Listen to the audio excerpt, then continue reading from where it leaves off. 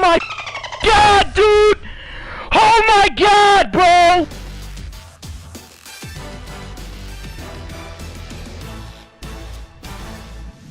DÜNYA just broke the world record for the most kills ever out of anybody in a single match, solo, any platform, anything. And to celebrate, we are giving away $100 worth of V-Bucks, as you guys see on the screen right here. Leave a like and a comment with what platform you play on, subscribe to the channel, and you have a chance to win. This is an awesome accomplishment by him, and we just wanted to celebrate with a giveaway to you guys. So good luck to everybody, and enjoy this awesome, epic gameplay by DÜNYA. All right, guys, so I'm here with the man himself, the man who broke the record for the most kills by a single person in any game on Fortnite, any platform, anything. The man NetJ himself. So how does it feel to be a Fortnite world record holder? Oh man, it feels great, man. It's just the accomplishments are fucking awesome, man. I can't complain, man. So as you guys will probably tell in this video, this isn't just a standard solo gameplay. Like he's playing solo, no fill, and squad. So he's going against like 4-man squads the entire time as a 1-man team.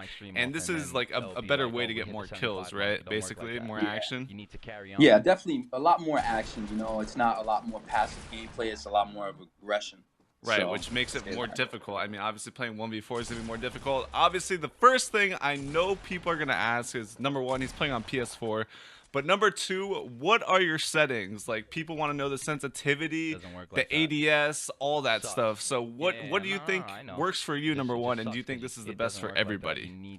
Well, for number one, I'm going to start off by saying this. My sensitivity for X is 7, same thing as Y.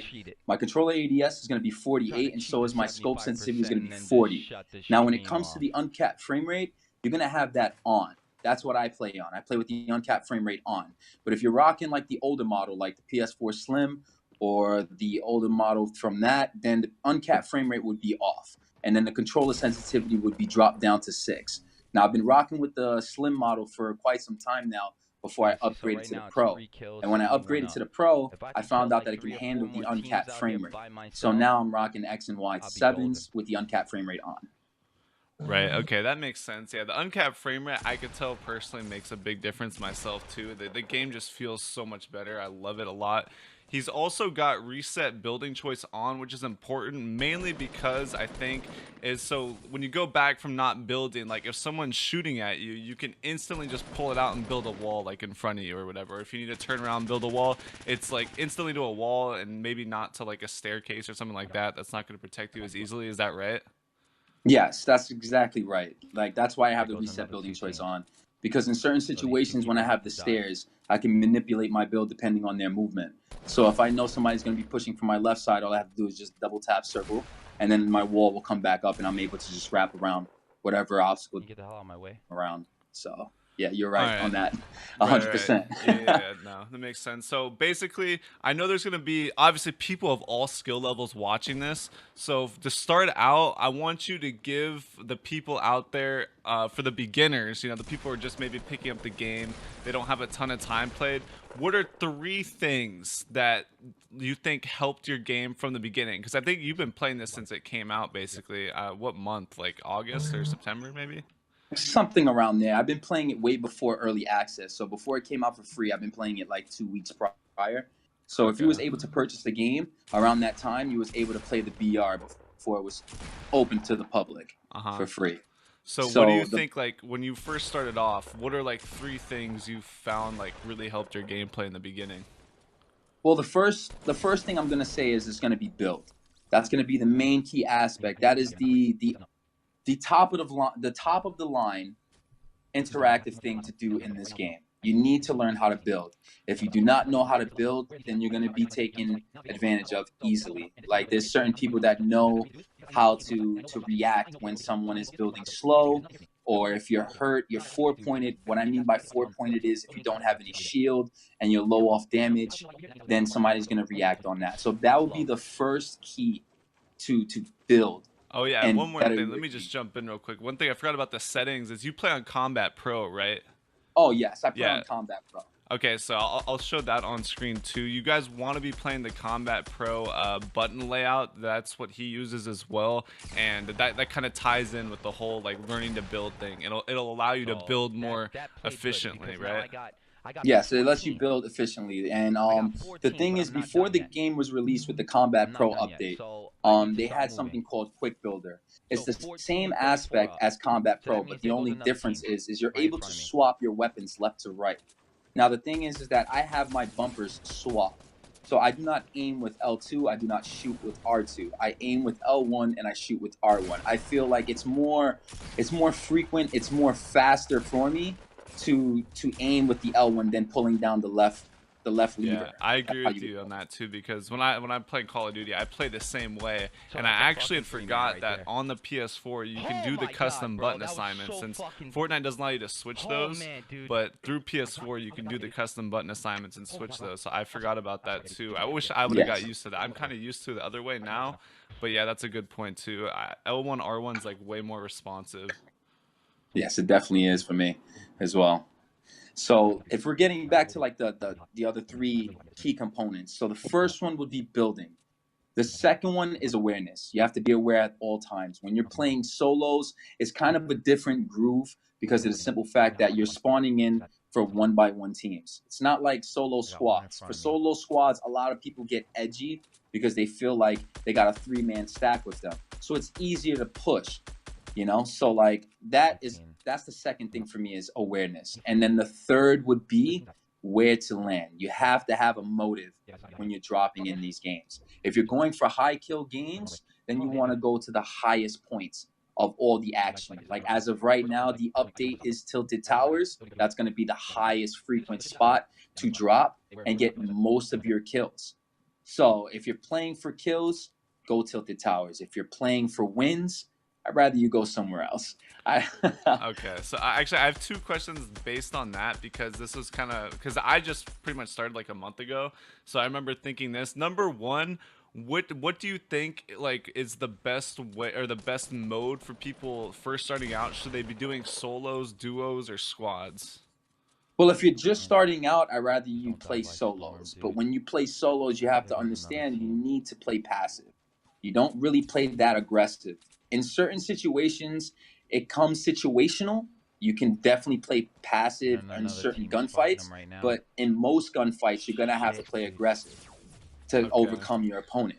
So I would go with the solos, just starting out. Okay, so solos, and where do you think is like the best place to land to basically get the best chance for you to get a gun? Because I noticed when I was first playing solos, like I noticed that I would land somewhere and I'd feel like I never got a gun, or like I'd be dying right off the start because like the other people around me would get the guns before me. So where do you think is like the best spot where like I'm guaranteed to get a weapon? You can drop prison.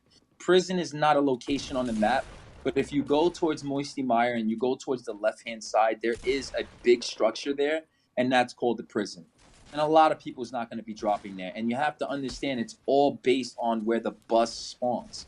So if the bus is spawning from the corner of Moisty Mire, you know there's going to be a lot of guys there. So you want to go to the opposite end of the map if you're trying to be safe. I actually like the prison suggestion, because one thing I do like about the prison, not only is it not a marked spot on the map, so I think less people are going to go there, but also pretty much all the loot or like all the drops is wide out in the open. Like it's in prison cells, so you can see it. You can just run through there and see what's in there, as opposed to having to know like where to break down certain walls and stuff like that to find those hidden chests in other areas.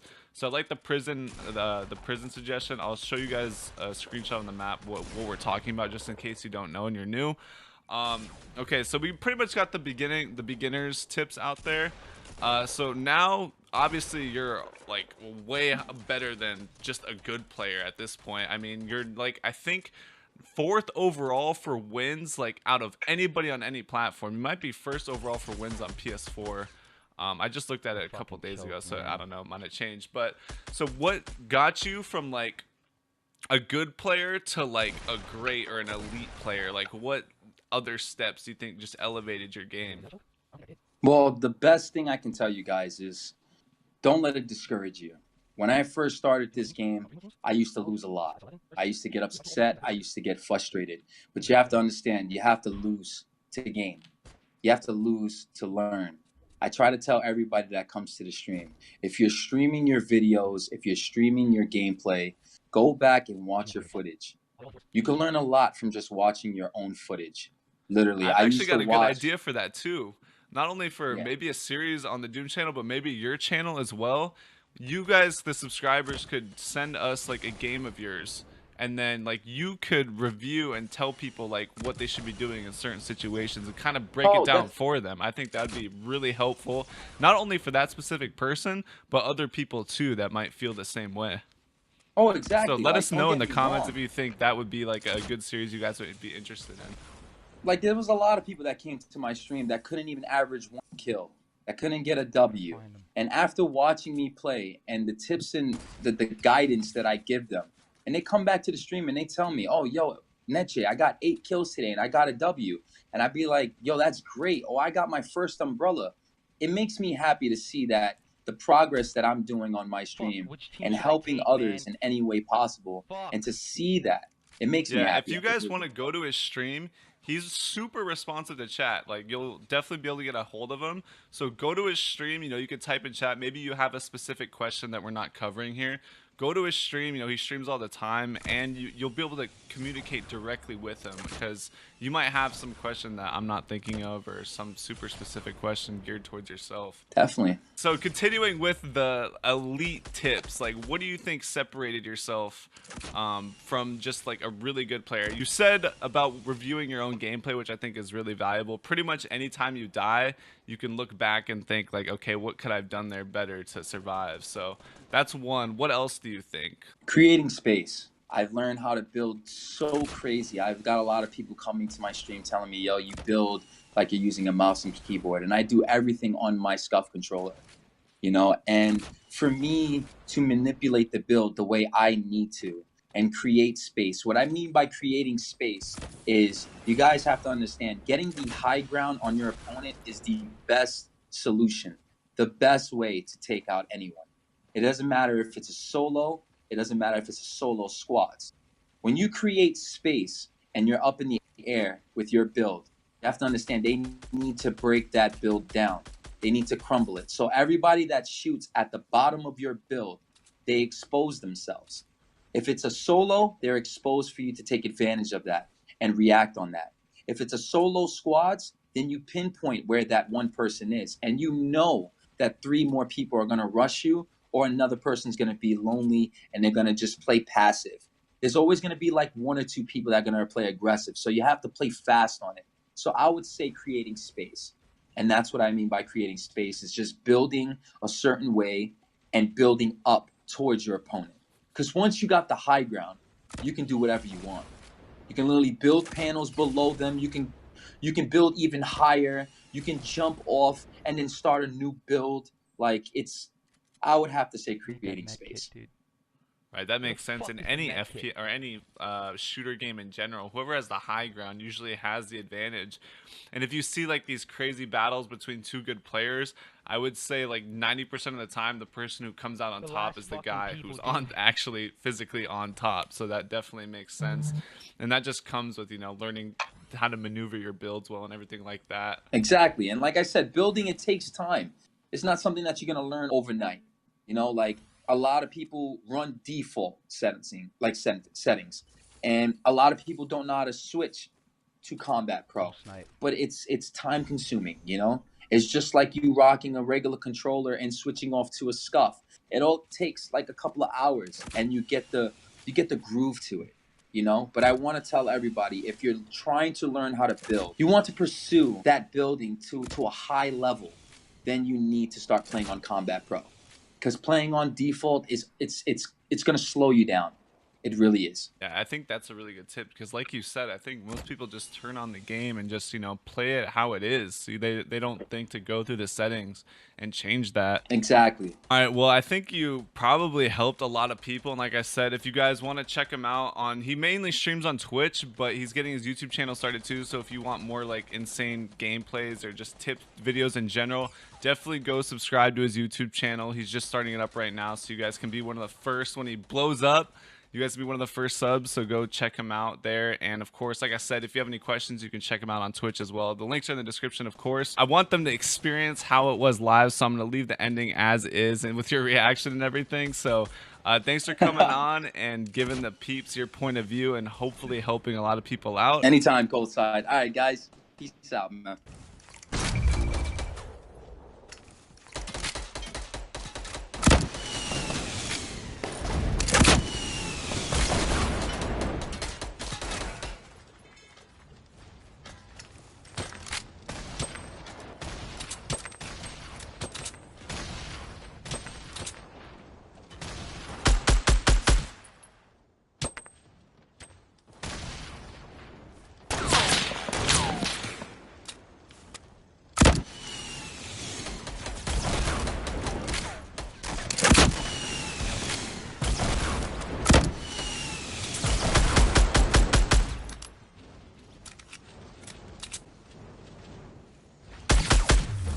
Oh my god, dude! Oh my god, bro! Oh my god, dude!